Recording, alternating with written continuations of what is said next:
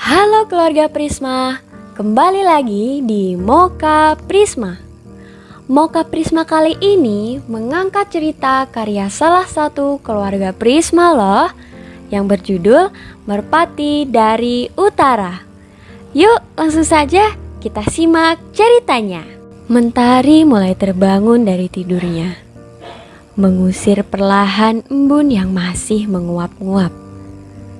Sinarnya membelah keramaian ilalang dan melodi kodok bernyanyi, menembus celah ranting-ranting rimbun, mengusik nyamuk-nyamuk yang enggan beranjak. Sang surya masih nampak malu-malu dengan semburat kuning tak benderang, menebarkan cahaya melewati barisan pohon besar dengan akar mencengkeram, serta dahan yang melebat saling memantulkan kehangatan, mengusir hewan malam dan menggantikannya dengan ayam dan laba-laba yang mengelilingi istananya. Beranda negeriku kini telah dijemput fajar. Hasnah, bangun, sudah subuh ini. Amak berteriak dari dapur. Biasanya bapak yang datang padaku dan membangunkan subuh. Tapi semenjak bapak tak ada, Amak yang merangkap semua dan sibuk urus rumah sekaligus bekerja. Mataku mengercap, masih sedikit gelap di luar. Kakiku melangkah menuju pintu dan menuruni tangga kayu, menghampiri gentong tua tada hujan samping rumah untuk wudhu. Airnya dingin, macam ditampar bola salju. Amak sudah siapkan sarapan sederhana dengan teh. Aku bersiap pergi sekolah ke desa seberang. Namun kali ini aku rasa iba pada Amak. Sering sakit pinggang akhir-akhir ini. Hasnah tak sekolah hari ini, Mak.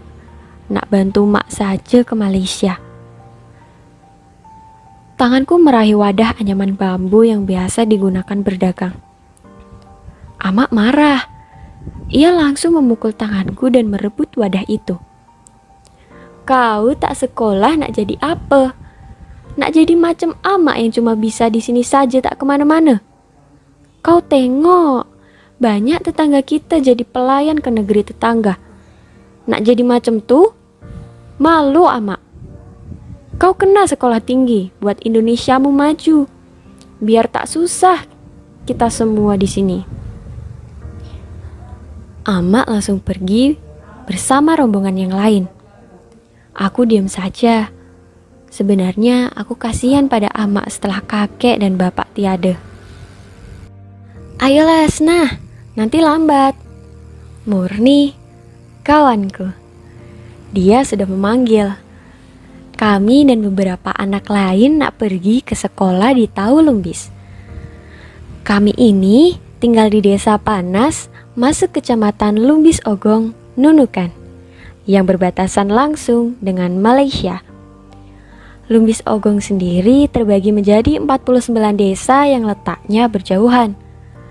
Pergi sekolah pagi ini kami menumpang pada Pak Cik Dulmasin yang akan pergi ke Mensalong untuk bawa anak dia berobat ke puskesmas. Memang di Desa Panas tak ada puskesmas. Menuju Mensalong butuh 6 jam kira-kira biar lancar.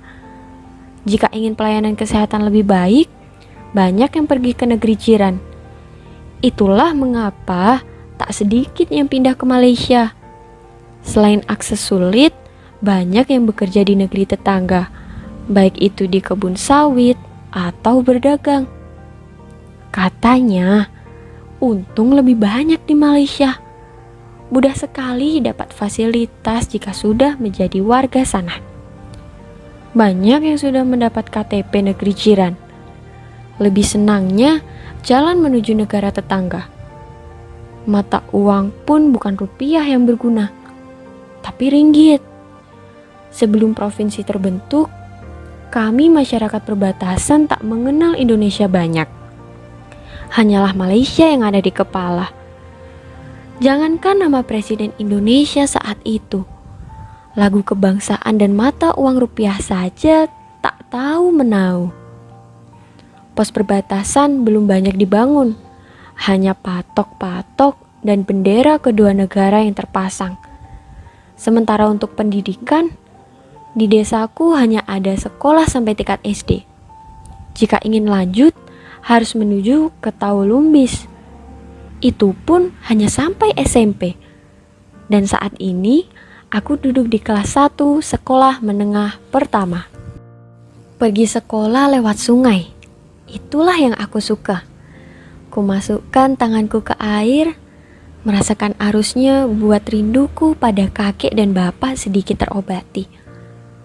Dulu selalu, saat sore kami berputar-putar dengan perahu, bercerita banyak soal Indonesia.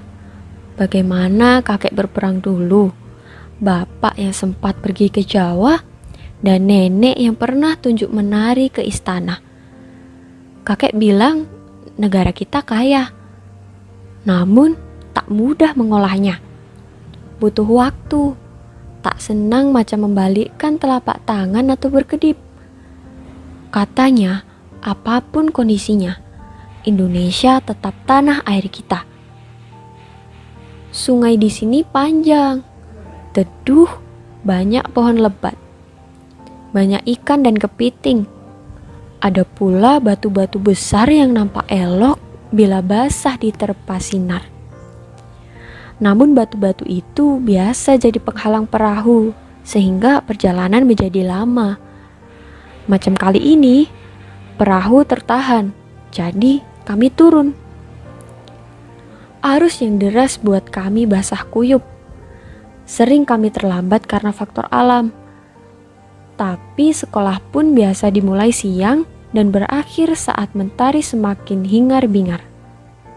Murni, ayolah, jangan balik dulu. Kita belajar tari. Ada busur yang ajar. Kita menari enggang sama-sama. Aku memanggil Murni yang ingin cepat kembali. Aku tak pandai. Murni hanya memandang dari jauh. Tak apa, kita belajar sama-sama.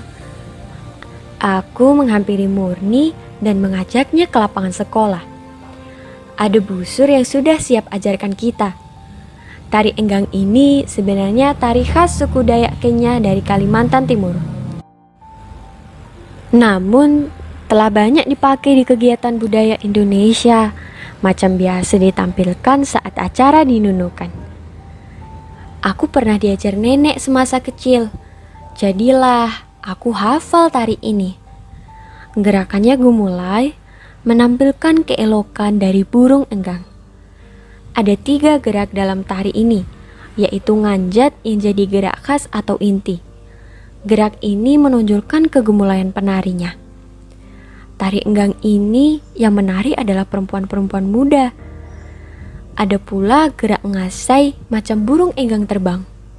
Lalu gerak purak balik, yakni gerak perpindahan.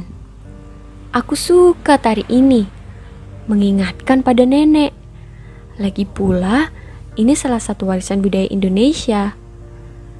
Tari enggang ini sudah macam jiwaku, hafal betul.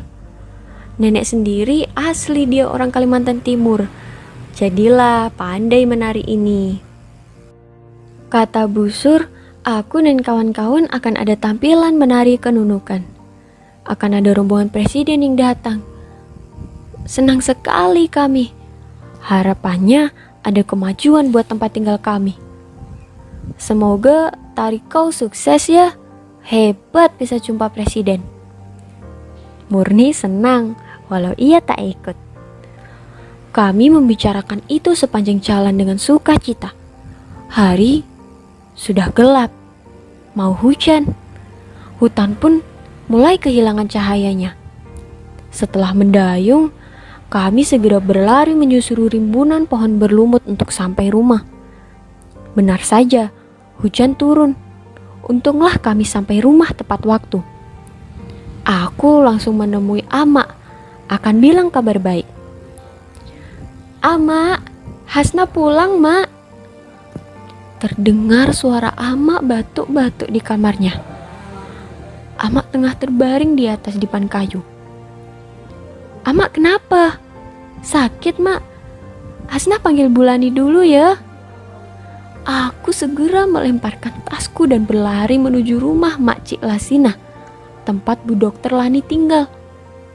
Aku bahkan mengabaikan kata Amak yang melarang karena hujan. Aku khawatir.